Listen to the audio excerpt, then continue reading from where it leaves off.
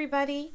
So we have another paper art project coming up, and I thought about this project when I was watching a live cam of the Monterey Bay Aquarium. I wanted to go and check it out, and the next little clip is going to be all about how to go on the website to watch it, and then also a little video of the part that I watched that gave me the inspiration for this project. So here we go. So first go to the Monterey Bay Aquarium in your search bar and click on that, and it will take you to this website. And if you see the word animals in the middle, click on that, and then right below you'll see live cams.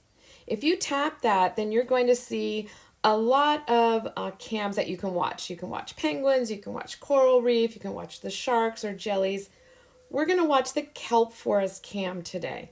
So I'm clicking on that, and this is what our art project is inspired by.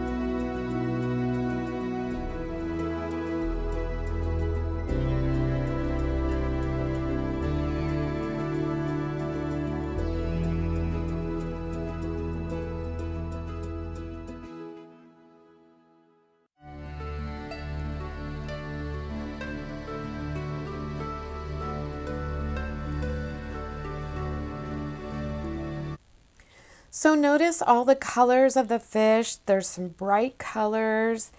The kelp is different colors too. It can be dark orange or light or even some greenish color. And notice the different shapes of the fish. Some have big rounded bodies. Some are long and skinny. Some are, notice their gills. Notice there's patterns and striping. Notice that what direction they're swimming. Some are swimming up, some are swimming down. Here comes a tiger shark. He's got a pattern of spots on his body. And notice what his really long, skinny body looks like with those fins coming off of it. So just really use your imagination. Think about all the different colors, shapes, and patterns, and your picture's going to be great. Okay, so that was just a little bit of a peek into the Monterey Bay Aquarium live cams. You can go to that website and watch all kinds of different animals. And I chose to watch the kelp forest. I also watched the coral reef cam one day, and I really liked the shapes of those fish that were going around there. But we mentioned all the different shapes of fish and their colors. And again, we're just going to be looking around our house for some paper. I had a little bit of that green paper left from that had the writing on it from my last project, and I cut out a shape of a fish. I wanted to see if fabric could be used. Because I couldn't find any blue paper to do my project on, I had this really cool blue material or fabric, and I decided, I want to try and see if I can glue it onto paper. And sure enough, it glued onto cardboard, and it glued onto just a piece of brown paper. I love that paper bag paper. And then I glued fabric and a paper shape on top of that. So you can layer your materials and cut them out any way you like. More of that tissue. I've got a piece of that doily. I cut it, and after I cut the doily, I colored half of it this bright orange color because I remembered there was some coral in the video about that. I've got this scallop piece, which I'm going to use in this project. Things that I thought might look sort of oceany. And I've got this little piece of sparkle that came off of that one card. I'm going to definitely make a fish out of this sparkly paper. And you can really use any scraps of paper that you have. It can be printed on. And we're going to be putting our shapes onto a background. And like I said, I could not find any blue paper at my house. And so I had to just think about what else I could do. So I can take my crayons and I could color. I could make some of that great kelp, that yellow orangey plant that grows in the ocean and provides protection. Or I could do paint. I could watercolor this paper. This paper is a little bit thin for watercolor, but I think that's what I'm going to do. I think I'm going to put a little bit of watercolor on this, not too wet, in some places, and then after it dries completely, I might do some coloring on top of that. So I'm going to stop the video here and go ahead and paint my paper, and when I come back, it'll be all dry and ready to go. Okay, so we are back, and you can see I just did some light watercolor on my paper, and I did some little orange leafy looking things, just a few lines really, to give me an idea of where I might put some plants. And then I saw that sparkly card material, and I just thought part of it sort of looked like a hammerhead shark.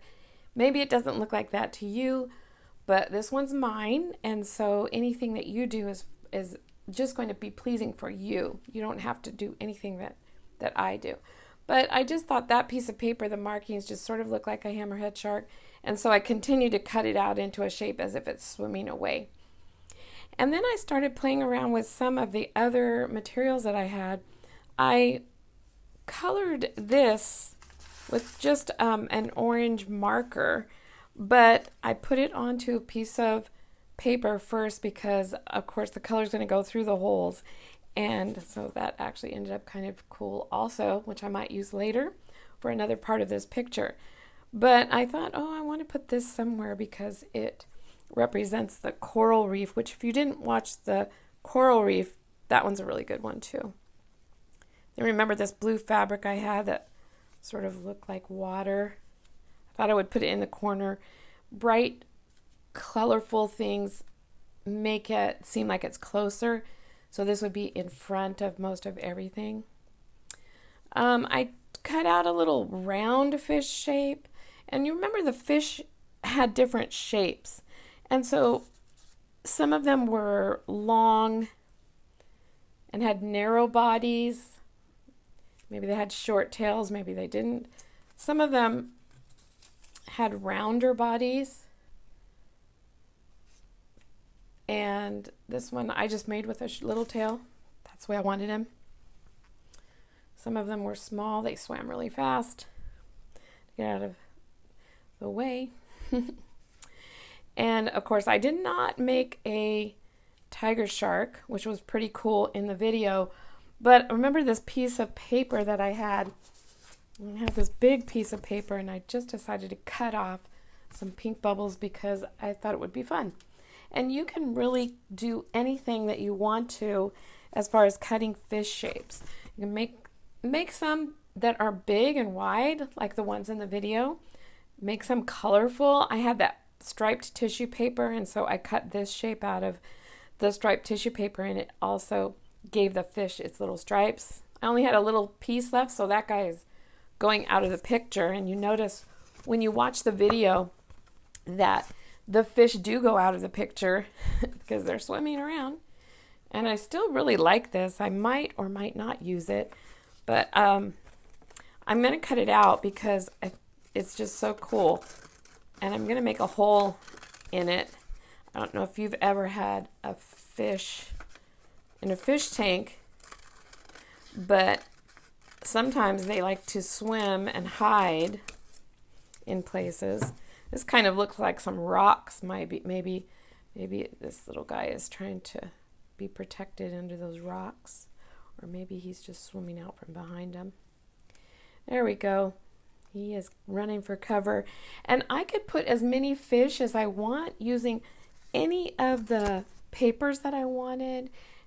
Use a nice variety so that you have an interesting picture, and then glue those down. And after you glue them down, you can add some more details if you want. One thing that I love doing after I have glued down my fish and all of that is maybe I will cut, I have some yellow left from that striped tissue paper. It's really thin and a little bit hard to cut, but maybe I will have something growing from down below. Maybe my fish will be sort of behind it, or maybe my fish will be in front of it. I can do some layering of the paper.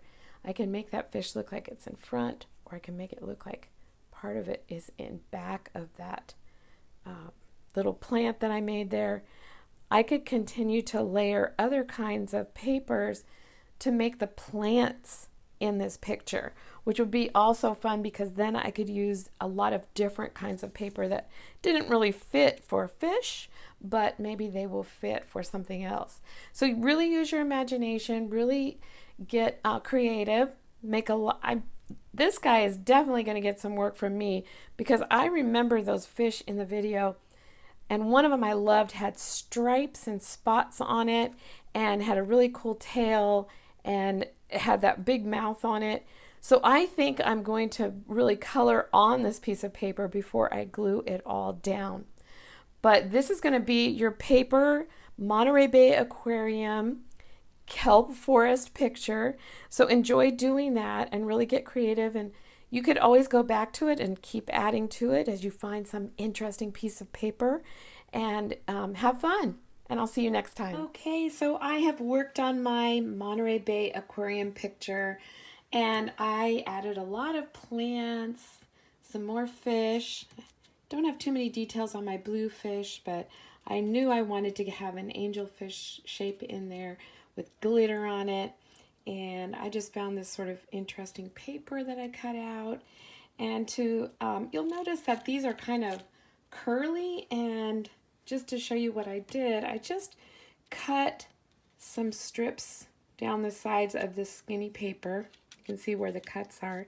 Then I took this paintbrush and I just rolled the paper, try to do this so you can see it, around the end of the paintbrush. And that makes it curl.